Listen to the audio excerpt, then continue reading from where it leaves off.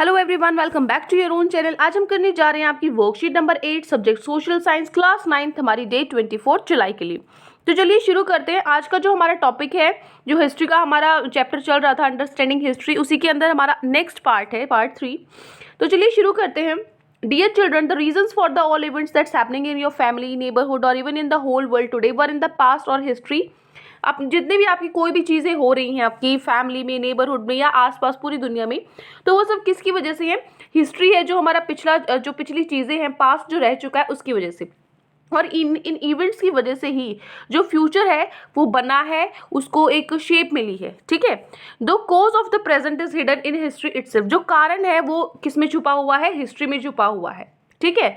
Which will become, जो कि future का आधार बनेगा। ठीक है। Which will become the basis for the future. ठीक है। जो इवेंट्स होते रहते हैं किसी भी टाइम पे, वो क्या है? वो रिजल्ट है, किस चीज़ का रिजल्ट है और कारण है कुछ चीज़ों का जो होती रहती है। ठीक है। यही इसीलिए जो हिस्ट्री है, सिर्फ ये पास्ट के बारे में जानना ही नहीं, इसका मतलब होता है हिस्ट्री सिर्फ पास्ट नहीं है, इसका मतलब शेपिंग द फ्यूचर। इसके हिसाब से जो हमारा भविष्य है उसको आकार मिलता है। ठीक है। जो यूरोपियन ट्रेडर्स थे वो आए थे इंडिया में 17वीं सेंचुरी में। ठीक है। और उन्होंने धीरे धीरे फायदा उठाना शुरू किया पॉलिटिकल इंस्टेबिलिटी का, कि जो भारत है उसके अंदर तो पॉलिटिकल इतनी ज़्यादा इंस्टेबिलिटी है, राजाओं में आपस में खुद में इतनी मुठभेड़ है इंडिया में जो चल रही थी, तो उन्होंने उसका फ़ायदा उठाया और गेन पॉलिटिकल इन्फ्लुएंस, और उन्होंने क्या कर लिया? धीरे धीरे उस पर खुद राज कर लिया। जिसकी वजह से क्या हुआ? Disintegration of Mughal empire. जो मुगल एम्पायर है वो धीरे धीरे क्या हो गया? टूटता गया। Paving the way for regional powers, जो मतलब जो बाकी जो पावर्स थी, बाकी जो बड़ी बड़ी शक्तियां थी, जैसे मराठा, सिख्स, जाट्स, नवाब्स ऑफ बंगाल, अवध एंड रोहिलास, उनको मौका मिला। तो जो वो फॉरेनर्स थे, ठीक है, जो बाहर से आए थे, उनको तो ट्रेड करना था, उनको तो व्यापार करना था, बिजनेस करना था, तो उन्होंने इस मौके का फायदा उठाया और वो क्या बन गए? मास्टर्स बन गए। They become masters. जो ब्रिटिश है उन्होंने क्या किया? वो उनको जीत हासिल हुई किस रेस में? सुप्रीमेसी के, मतलब वो ऊपर उठ गए, उन्होंने कंट्रोल कर लिया इंडिया के सारे पार्ट्स पर 200 साल से कम में। ठीक है। और जबकि जो हमारा रिवोल्ट हुआ था 1857 में, जिसमें मंगल पांडे है, भगत खान है, बेगम हजरत महल, रानी लक्ष्मीबाई, तात्या टोपे और बहुत सारे, उन्होंने बहुत कोशिश की कि वो इन जो फॉरेन डोमिनेशन है, जो ये राज चला रहे हैं हमारे ऊपर बाहर से आके, इनको यहाँ से बाहर उठा के फेंक सकें। जिन्होंने जो किसने क्रश कर दिया? ब्रिटिश ने क्रश कर दिया उन सबको अपने अपने, मतलब किसी को भी जीत हासिल नहीं हुई ब्रिटिशर्स को हराने में। इन सब के बाद जो इंडिया है उसने क्या किया? ब्रिटिश एम्पायर के साथ इनकॉर्पोरेट कर लिया बाय क्राउनिंग। किसने? जो हमारी जो क्वीन है विक्टोरिया है, ठीक है, उसको क्या बना दिया? रानी बना दिया, एम्प्रेस बना दिया इंडिया का। क्योंकि उन्होंने बहुत कोशिश कर ली, कुछ हो तो पा नहीं रहा था, तो क्या हो गया? उन्होंने उनके साथ ही थोड़ा कोऑपरेट कर लिया। इन जो रूल था ये ब्रिटिश गवर्नमेंट का पूरे इंडिया पे, तो इसकी वजह से जो इंडिया है वो एक यूनिटी भी बन गई थी, क्योंकि सब पे राज कर लिया उन्होंने, पूरे इंडिया पे राज कर लिया था, तो क्या हो गई? सब एकजुट हो गए। तो जो पॉलिटिकल यूनिटी है वो एस्टेब्लिश हो गई कंट्री में, है ना। जो पहले जो पॉलिटिकल यूनिटी नहीं थी, पॉलिटिकल मतलब जो राज कर रहे हैं, ठीक है, जो सरकार थी, आपस में राजा थे, ये सारी चीज़ें थी, पहले बहुत ज़्यादा क्या था? मतभेद था। लेकिन अब क्या हो चुका है? सभी अब गुलाम हो चुके हैं, तो जो पॉलिटिकल यूनिटी है वो भी आ चुकी है, क्योंकि सब एकजुट हो चुके हैं अब। ठीक है। सब अब एक ही बराबर है। ठीक है। एक ही थाली के चट्टे बट्टे हैं, क्योंकि सभी गुलाम हो चुके हैं। तो जो डेवलपमेंट है बहुत सारी, जैसे ट्रांसपोर्ट हो गया, एजुकेशन हो गया, ठीक है, पढ़ाई लिखाई का, ये क्या हो गया? इसकी वजह से ये नींव बनी किसकी? यूनिटी की। ठीक है। ये बेस बना, फंडामेंटल जो फाउंडेशन बनी इस यूनिटी की और ज़्यादा स्ट्रॉन्ग होकर। ठीक है। जो वर्क है सोशल रिफॉर्मर्स का, जो अपनी सोसाइटी के लिए काम करते रहते हैं, जैसे राजा राम मोहन रॉय, स्वामी दयानंद सरस्वती, स्वामी विवेकानंद, ठीक है, तो ये जो इंडिया में डिस्ट्रक्शन हो रही थी, तो उन्होंने क्या किया? उसकी जैसे सेल्फ सपोर्टिंग, आपस में एक दूसरे को सपोर्ट नहीं कर रहे थे, जो इकोनॉमी है जो इंडिया की वो डिस्ट्रक्ट हो रही थी। तो ये रिफॉर्मर्स क्या होते हैं? जो चेंज लाते हैं। रिफॉर्म मतलब होता है चेंज। ठीक है। तो जो चेंज लाते हैं सोसाइटी में, जो समाज में बदलाव लाते हैं, ठीक है, सोशल रिफॉर्मर्स क्या होते हैं? जो समाज में बदलाव लाने के लिए कुछ काम करते हैं। तो इन सारी चीज़ों पे वो काम कर रहे थे। ठीक है। लेकिन जो मिडिल क्लास है वो क्या हो चुका था? उसके अंदर मतलब बहुत ज़्यादा रैपिडली डेवलपमेंट हो रही थी।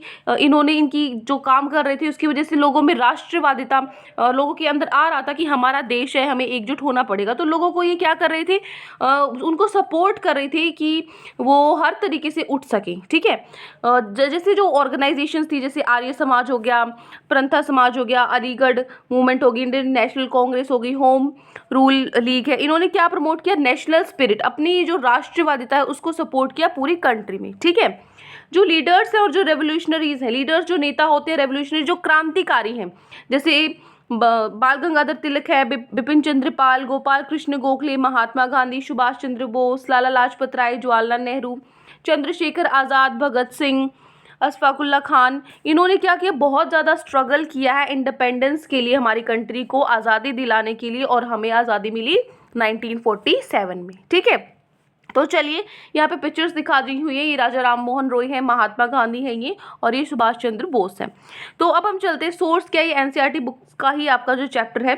तो dear children, while remembering the glorious past of our country, हमारी जो कंट्री, हमारे देश का जो बीता हुआ जो कल है, मतलब जितना भी पास्ट रहा, हमारी हिस्ट्री रही है, तो उससे लेसन्स लेके, पास्ट की जो गलतियां हमने की है उनसे लेसन्स लेके अब हमें इम्प्रूव करना पड़ेगा अपने आज को, और प्लान करना पड़ेगा एक भविष्य, सुनहरे भविष्य को, ठीक है। Isn't the journey of history was interesting, बहुत इंटरेस्टिंग है ना, कैसे उन्होंने फाइट किया खुद से, कैसे अंग्रेजों ने शासन किया, किस तरीके से चीज़ें चली। चलिए अब हम चलते हैं हमारे क्वेश्चन आंसर्स पे। तो आज की वर्कशीट में हमारे ये 4 क्वेश्चंस गिवन है, तो चारों क्वेश्चंस को एक एक करके हम सॉल्व कर लेते हैं। तो ये है हमारा फर्स्ट क्वेश्चन है, how does history affect our present and past. जो हिस्ट्री है, इतिहास है, वो हमारे आज को और बीते हुए कल को किस तरीके से उस पर प्रभाव डालता है। तो देखो, the cause of the present is hidden in the history itself, जो कारण है आज का, वो क्यों है, वो हिस्ट्री की वजह से ही, आज जो है वो कल की वजह से ही है, ठीक है। Which will become the basis of the future, जो कि फ्यूचर का क्या बनेगा, आधार बनता है। Any event that happens at any time is the result, मतलब कोई भी इवेंट कभी भी होता है वो रिजल्ट होता है, कारण होता है कुछ इवेंट का जो पहले हो चुका है, ठीक है। आज हम क्यों आज़ाद हैं, क्योंकि पिछली जो हमारी हिस्ट्री है उसमें आज़ादी के लिए हम लड़े हैं, ठीक है। जैसे हमारे जो नेता हैं, हमारे जो सोशल रिफॉर्मर्स हैं, रिवोल्यूशनरीज हैं, लीडर्स हैं, सब मिलकर एकजुट है आज, इसीलिए हम ऐसी लाइफ जी रहे हैं, ठीक है। तो आज क्यों है, क्योंकि कल के ही कारण है, इसीलिए कोई भी इवेंट होता है तो वो किसका रिजल्ट होता है, पिछले कारण के ही वजह से होता है। That is why history is not only a means of knowing the past, इसीलिए हिस्ट्री सिर्फ पास्ट को जानना नहीं, but also means of shaping the future, जानना ही नहीं पास्ट को, लेकिन जो हमारा भविष्य उसको बनाना भी हिस्ट्री ही है, ठीक है। इसीलिए इफेक्ट करता है प्रेजेंट और पास्ट को। क्लियर। तो ये हो गया question number 1। Now move to our question number 2। Question 2 है, Why did European merchants succeeded in establish their political influence in India?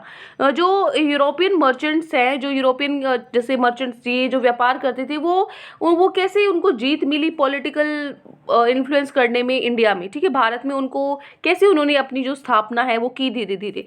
तो देखो, ड्यू टू पॉलिटिकल इंस्टेबिलिटी, जो भारत में पॉलिटिकल इंस्टेबिलिटी थी, मतलब स्टेबल नहीं थे इंडिया में, इसीलिए उन्होंने इस चीज़ का फ़ायदा उठाया और वो किसमें उसमें हो गए, वो उन्होंने जीत हासिल की पॉलिटिकल इन्फ्लुएंस करने में इंडिया में, ठीक है। ड्यू टू पॉलिटिकल इंस्टेबिलिटी इसका आंसर होगा, इसके कारण उनको जीत हासिल हुई अपना बिजनेस यहाँ पे खड़ा करने में, ठीक है।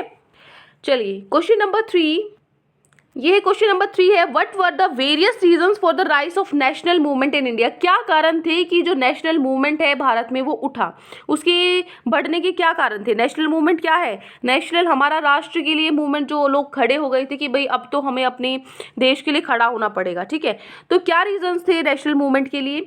एक तो जो वर्क है, सोशल रिफॉर्मर्स थे, जैसे जो समाज में बदलाव लाना चाहते थे, राजा राम मोहन रॉय, स्वामी दयानंद सरस्वती और स्वामी विवेकानंद, ठीक है। इनका जो काम था, इस कारण से इस चीज़ में बढ़ावा मिला लोगों को। दूसरा, the destruction of India self supporting rural economy, और खुद का जो इंडिया का भाई व्यापार बाहर वाले कर रहे हैं, तो फिर भारत वाले लोग क्या करेंगे, सब कुछ वो कमा लेंगे तो वो क्या खाए कमाएंगे। तो वो डिस्ट्रक्शन जो हो रही थी इकोनॉमी में, उसकी वजह से लोगों को ये मूवमेंट खड़ा करना पड़ा, ठीक है, अपने लिए लड़ना पड़ा। तीसरा, the disaster economic policies of the British rule, जो ब्रिटिश रूल की जो इकोनॉमी को लेकर उनकी पॉलिसीज थी, नई नई जो नीतियां बना रहे थे, उससे लोग बहुत परेशान थे। इसकी वजह से इस चीज़ में बढ़ा हुआ, ये पूछा ना कि क्यों राइज हुआ, क्यों बढ़ावा हो, मतलब इंक्रीज हुई चीज़ें।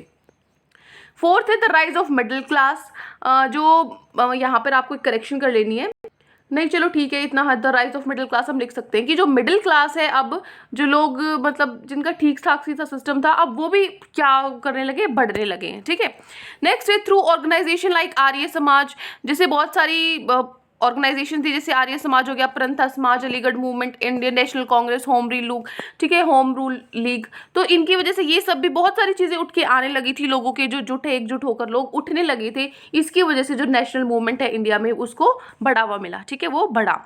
तो ये हो गया क्वेश्चन नंबर 3, जो कारण करे हमने राइज ऑफ नेशनल मूवमेंट में बढ़ावा होने के जो कारण है। ठीक है, क्वेश्चन 3 कंप्लीट हो गया। अब जो क्वेश्चन 4 है वो थोड़ा सा बड़ा है, लेकिन कोई दिक्कत नहीं है। इसने बोला gather information about the heroes of freedom struggle of India, जो हीरोज है जिसकी वजह से हमें आज़ादी मिली है, फ्रीडम मिली है भारत में, उन हीरोज के बारे में हमें कुछ ना कुछ इन्फॉर्मेशन लेनी है।